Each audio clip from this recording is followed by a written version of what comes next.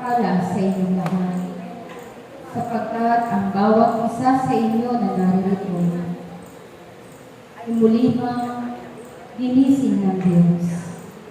Kaya ito ay isang biyaya na nagmumula sa Diyos na lumikha ng lahat. Kayo'y patuloy na magpasalamat sa lahat ng mga pagpapalang inyong nakakamit. Kayo'y patuloy na maglingkod sapagkat ang paglilingkod ay laging may kalakip na gantimpala. Ang pangako ng Diyos sa bawat isa sa inyong lahat ay patuloy niyang tutukin. Ang sumusunod sa kanyang kalooban ay hindi niya pababayaan. Ang tumatawag sa kanya ay kanyang diringgin at ililigtas sa araw-araw. Kaya't aking mga anak, panatilihin ninyo na kayo'y maging mapanalangin sa Diyos, sapagkat ang taong patuloy na nananalangin, kayo ay patuloy na nakikipag-usap sa Diyos sa umaga ng inyong pagising. Batid ng Diyos ang lahat ng inyong panalangin. Walang bagay na nalilingid sa Diyos. Kung kaya't anuman ang inyong mga ginagawa, ito ay nakikita ng Diyos. Anuman ang inyong gawin sa dilim, ay malalangkad sa Diyos sa liwanag, sapagkat ang Diyos ay liwanag ng sanlibutan magpakailanman. Ako na inyong Inang Maria ay mananalangin para sa inyong ikaliligtas. Kaya't lagi kong sinasabi sa inyo, lagi kayong manalangin, sapagkat marami pang magaganap dito sa sanlibutan, katulad ng nagaganap sa ibang bayan. Doon, ang mga tao ay natatakot. Ngunit kayong mga naririto, ang inyong mga labi ay puno ng mga ngiti.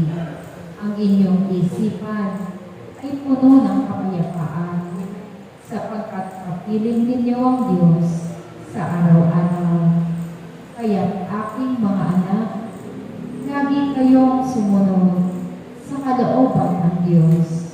Kung anuman ang kanyang ipinagkakagubilin, ito'y pagsikapan ninyong gawin, sapagkat ang sumusunod sa kalooban ng Diyos ay patuloy na maliligtas. Kaya naman, kayo'y nakikipag-ipang, sapagkat ang tipan ng Diyos ay mayroong pangako sa inyong lahat. Kung nais ninyong gumaling, kayo ay magpuri sa Diyos. Kung nais ninyo kayo ay maligtas, kayo'y gumawa ng mabuti sa araw-araw, sapagkat ang paggawa ng kabutihan ay laging may kalakip na gantimpala sa Diyos. Aking mga anak, patuloy ko kayong ipapanalangin. Patuloy akong hihingi ng awa at habag sa Diyos na ang bawat tumutupad sa kanyang tupuli ay kanyang iligtas. Ipapanalangin ko ang inyong bayan upang nang sa ganon, ang nakatakdang pagyanig ay hindi ninyo maranasan. Kaya't aking mga anak, magkaisa kayo sa pananalangin. Magkaisa kayong magpuri ng buong kagalakan. Magkaisa kayong magpahayag ng salita ng Diyos upang maraming tao ang mabuhay ang pananampalataya. Ang ipapahayag ninyo ay Diyos na tagapagligtas. Ang ipapahayag ninyo ay Diyos na liwanag ng sanlibutan, na siya lamang ang Diyos na makapagbibigay ng liwanag. Wala nang iba maliban sa Kanya. Kaya naman, kung kayo'y inakasan, gawin ninyo ito ng buong pag-ibig upang kayo ay gantimpalaan ng buhay